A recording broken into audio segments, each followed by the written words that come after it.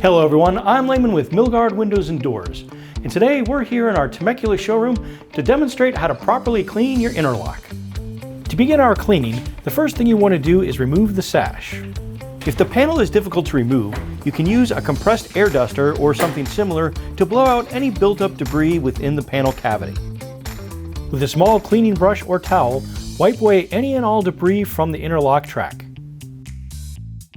A buildup of debris can prevent the window from locking properly. That's why you want to clean your interlock regularly. Now you can reinstall your sash.